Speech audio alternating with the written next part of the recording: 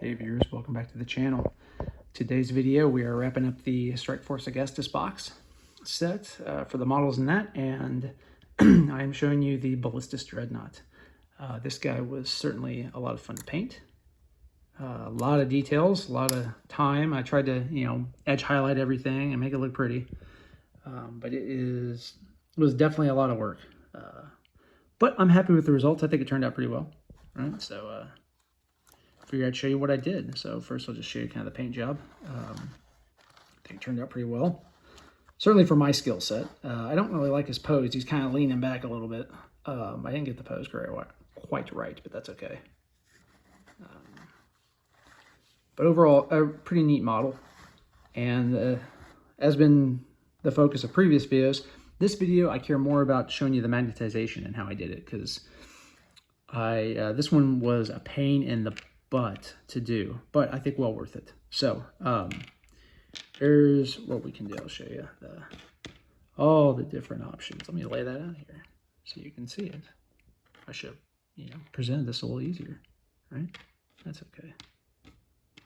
There, see? There we go. That looks a little better. So the magnetization options. First, we'll go with the chest-mounted guns here. So I've got the multi-meltas magnetized here, but pull them out.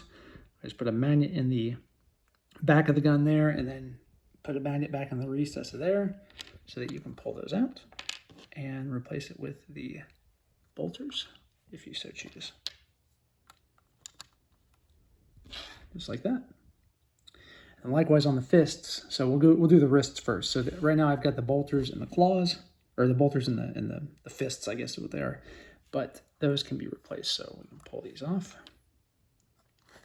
and pull this off like that. Now the magnetization.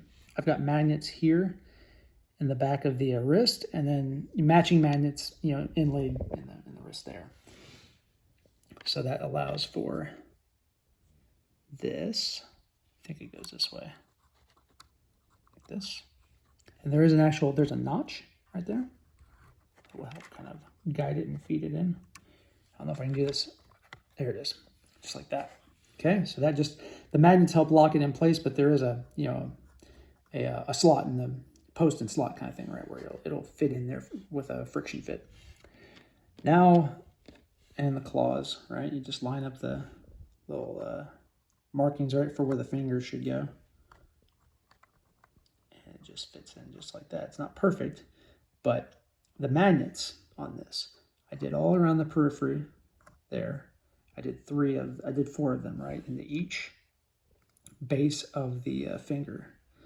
Now what I had to do, because I screwed this up quite a bit, I added some circumference to this this wrist right here with the magnets. I kind of messed it up. I actually had to cut this this claw, like the ring there that fits on the wrist. I had to cut it and enlarge it, magnetize it, set it in place, and then use sprue glue to kind of extend it to make it fit. So this required a lot of fiddling for me, mostly because I screwed it up, and so trying to clean up the mess. But the end result is I've got a magnetized Brutalis, which I think is pretty fun. So very helpful, to be able to swap out the weapon options. Definitely one of the harder things to magnetize that I've done so far, but worth it in the end. So I would recommend. And that's really about it. All those magnets were, I believe they were 2 millimeter, looking at them. Yeah, 2 millimeter by 1 millimeter for everything on the wrist. And then I believe these guys as well. I think I did 2 millimeter by 1 millimeter. No, those are bigger. I think these are 3 by 1s or 3 by 2s for the chest mounted guns. So that's the Brutalis. It's a fun model to paint, and certainly a fun model to play with on the tabletop. So hope you guys enjoyed this, and hope it helps you in magnetizing your models. So thanks again for watching, and we'll see you in the next one.